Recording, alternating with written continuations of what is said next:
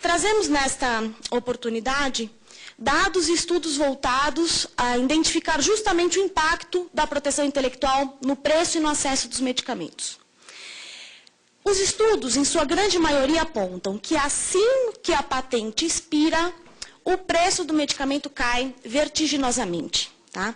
Nos Estados Unidos, se fez uma ampla pesquisa, inclusive angariada pelo próprio governo, que identificou que o produto genérico, que entra no mercado assim que expira a patente, representa 43% do medicamento de referência enquanto vige a patente. No que se refere ao tratamento de AIDS, tão citado e reconhecido como um modelo, o preço da terapia tríplice de primeira linha caiu de mais de $10.400 por paciente ano em 2000 para menos de $90 por paciente ano em 2008, justamente devido à entrada de concorrentes genéricos no sistema. Este gráfico, produzido pela Organização Médicos Sem Fronteiras, aponta a queda, né, do preço ao longo do tempo da vigência da patente. Essa redução, e nesse caso uma redução de 99% do preço, realmente foi possível em razão da entrada de competidores genéricos no mercado. Neste outro gráfico, trazemos a título de ilustração a diferença do preço pago pelo Brasil por um medicamento protegido por patente e o menor preço internacional em versão genérica. São todos medicamentos distribuídos hoje pelo Sistema Único de Saúde. O gráfico de baixo, que se refere ao medicamento Glivec, que é utilizado no tratamento do câncer, apresenta a maior diferença que nós encontramos. No Brasil, ele custa $30 mil por paciente ano. E o menor preço internacional, quer por levantamento da própria Organização Mundial da Saúde ou do Médicos Sem Fronteiras, é de $1.600 por paciente ano na sua versão genérica. Outro exemplo emblemático do Brasil é o caso do medicamento Efavirenz, que foi objeto de licença compulsória em maio de 2007. Na época, o medicamento era comercializado por R$ 3,00 o comprimido, representando um total de R$90 milhões por ano de gasto do SUS. O Brasil, após a licença compulsória, passou a comprar a versão genérica, produzida na Índia, por R$1,00 o comprimido. Tá? Só neste momento, a economia já foi de 60 milhões em ano, né, por ano. Em janeiro de 2009, foi anunciada a produção nacional pelo laboratório Farmanguinhos desse medicamento, a um custo de R$ 1,35, que representa, de fato, 45% daquele preço inicial ali de R$ 3,00. Tá?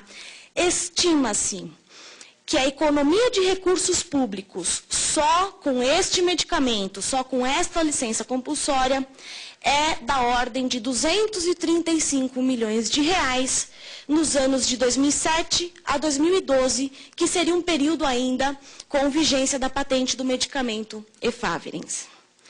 Por fim, o exemplo das patentes pipeline, ou patentes de revalidação, que foi uma forma da lei brasileira possibilitar a proteção retroativa para objetos patenteados já fora do país e já em domínio público brasileiro, representando, de fato, uma violação à nossa Constituição. Fizemos um estudo para estimar a dimensão do prejuízo e de um prejuízo hipotético causado pela adoção do mecanismo pipeline no Brasil. Selecionamos 5 medicamentos antirretrovirais que têm esta proteção via patente pipeline e fizemos os custos da sua, aquisição pelo Sistema Único de Saúde através dessa proteção. Nós chegamos ao valor, por exemplo, estimando as compras entre 2001 e 2007, de uma ordem de $420 milhões a $520 milhões a mais do que se o país tivesse não protegido essas matérias e tivesse comprado a versão genérica desses medicamentos. Esse gráfico ilustra a diferença de preço das patentes protegidas pipeline no Brasil. O azul é o menor preço internacional e o vermelho é o que o Brasil paga a mais por esses medicamentos. Está em trâmite, neste egrégio Supremo Tribunal Federal, a ação direta de inconstitucionalidade 4234, de relatoria da eminente ministra Carmen Lúcia, proposta pela Procuradoria-Geral da República, com base em representação feita por diversas organizações da sociedade civil, justamente pedindo a inconstitucionalidade da Lei de Propriedade Industrial nesse tipo de proteção de patente.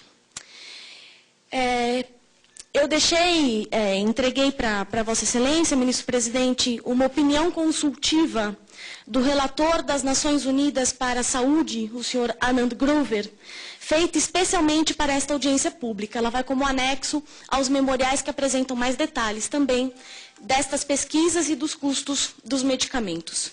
Ele respondeu prontamente à pergunta, e suas respostas se referem também ao tema apresentado agora em relação ao impacto da patente e papel do judiciário.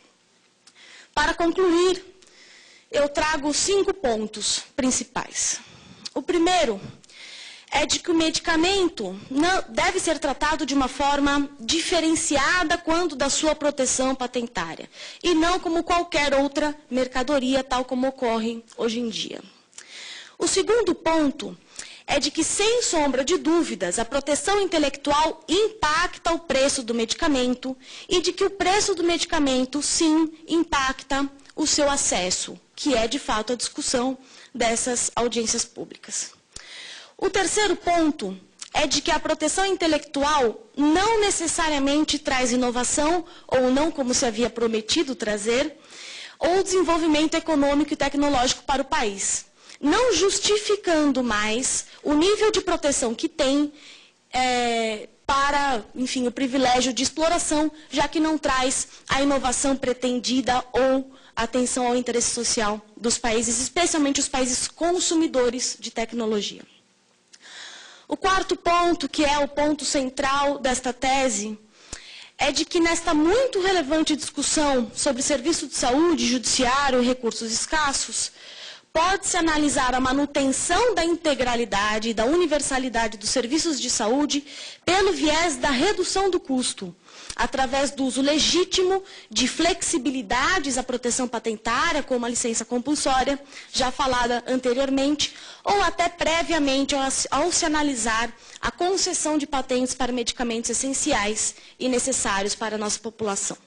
Por fim, quinto e último ponto, é de que neste cenário de uma Constituição generosa e um país com recursos escassos, o judiciário ativo, independente e transparente, uma vez desafiado a pronunciar-se sobre estas questões, não deve se furtar a fazer valer a Constituição para todos e também para cada um, impondo aos gestores públicos o dever, ou ao menos o constrangimento e o desafio, de analisar o tema do acesso a medicamentos em sua completude, adotando não só políticas de saúde, mas políticas industriais e econômicas que façam dos direitos sociais algo mais que um mero enunciado ou, nos dizeres dessa própria Corte, de uma mera promessa constitucional inconsequente. Muito obrigada.